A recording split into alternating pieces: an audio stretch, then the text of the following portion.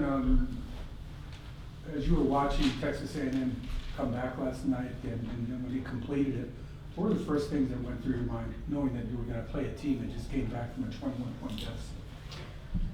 Well, my first thought was that they're tough.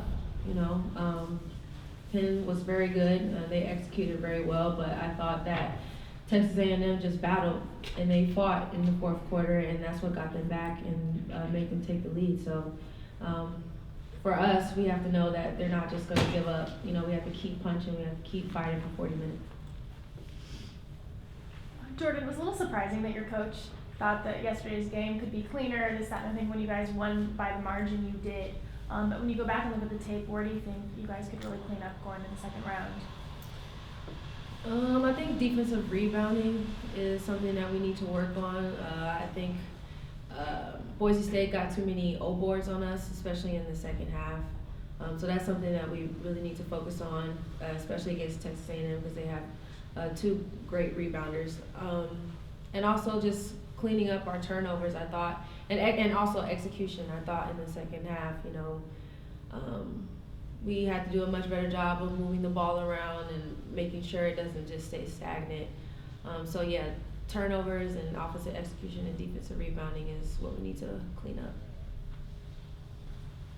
Nicole, coming off the bench and having the performance you did, how do you kind of find that rhythm and what was working for you last night? I think Coach always emphasizes, for me especially, just to sit back, watch what's going on, and try to help in any way that it can. And when shots are falling, it's always beneficial. When you have a point guard like Jordan getting the ball, when you need the ball, where you need the ball, it helps and pays dividends.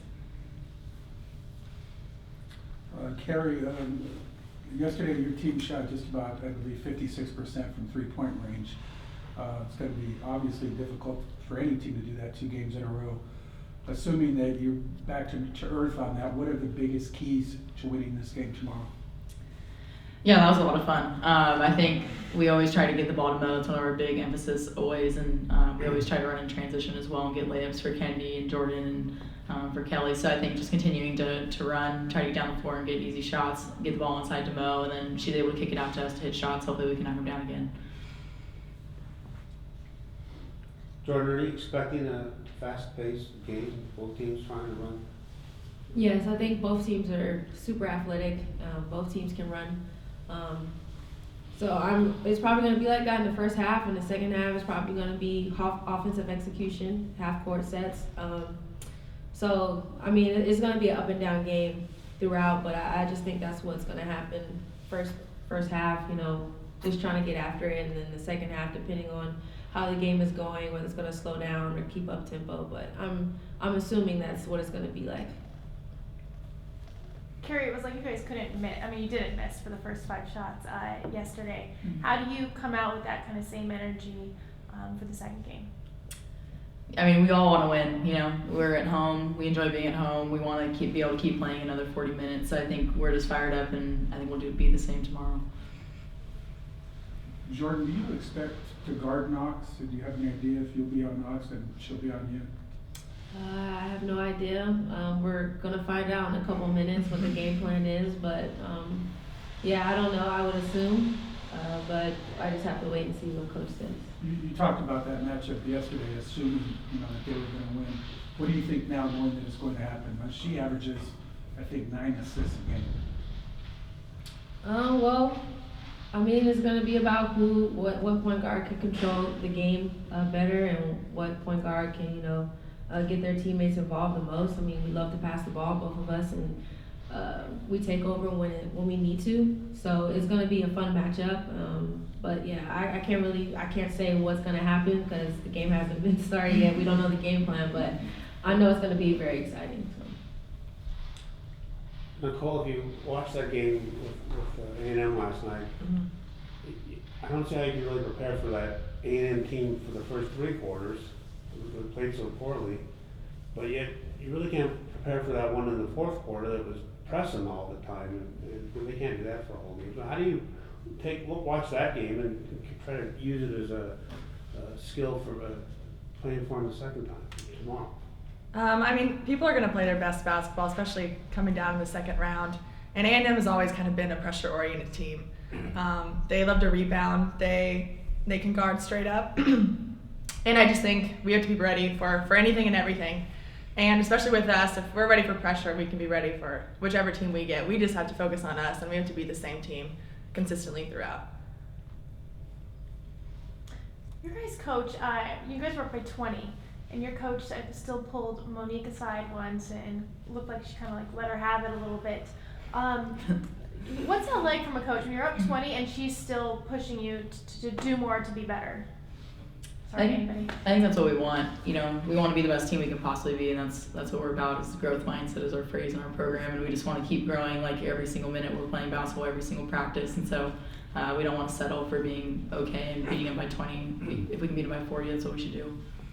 And Jordan, she mentioned specifically she knows she can kind of go after you and do that same thing. What's it like to have a coach who always wants to be better, no matter how much the lead is? I mean, you always want a coach like that. I mean, she knows what it takes. And I haven't been to a Final Four before. I don't know what it's like. And she's been through it all, so she knows what it takes. And so I want that in a coach, someone to push me, because you're not always going to get a game where you're up by 20, especially in the NCAA tournament. I don't think you're ever going to, in this situation from now on, you're not going to be up by 20. So she just doesn't want us to let up. She just wants to make sure that we're staying consistent, and I'm being consistent in what I need to do to help the team.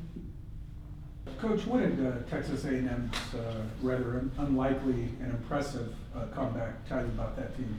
Well, I think, it shows that they've come behind a lot. I think that was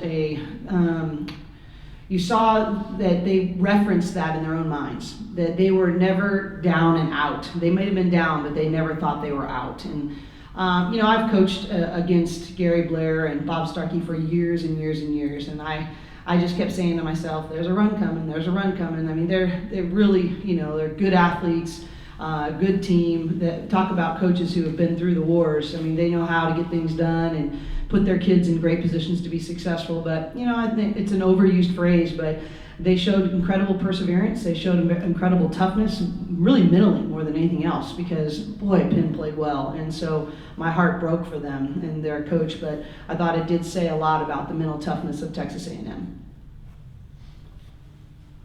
You mentioned it last night, but your girls are up 20 and you're still teaching them and getting after them. Why is that important for you to do at this point in the season? Well, I was thinking about Jordan today as I was walking. I went on a walk this morning, and I was thinking about this is not just even preparing her for March, it's preparing her for a long professional career. And it's going to be so important for her to be able to run a team every minute of every day. And the reason she has a chance to be elite is that she wants that, and she wants to be challenged by that, and few do. And, I have to be relentless about that. Even when it makes her really mad, even when she doesn't like me too much, my job is not to be liked by her. My job is to prepare her. And so if I really love her, then I've got to be willing to really hold her to a standard. Last night in the game, it happened on two different occasions. One was on defense, and one was just really being crisp with her passes. And who gets on a player about being crisp with her passes who has 16 assists and again sets a school record? But it's not about the performance and the numbers. It's about preparing her to reach her potential and to be her best when her best is needed. I just think if you love your players, then you're willing to hold them to the standards that you know that they can rise to. And would you say it's the same for Monique? Absolutely. Absolutely. I remember them specifically, when they happened, and it's just that, we didn't even get burned on them, but it was about right then you were choosing the easy way. Right then you weren't saying, how do I affect every play on offense and defense? Monique Billings can affect every play on offense and defense, whether she touches the ball or not. And that has to be her mindset. How do I make a play for somebody else? How do I make a play without the ball? How do I make a play when I touch the ball? But that has to be her mindset. If you want to be, if you want to play to the level of her talent warrants, then you got to look. That has to be your standard for yourself. To absolutely, I've got to make a play for my team on offense and defense every minute of every game. UCLA,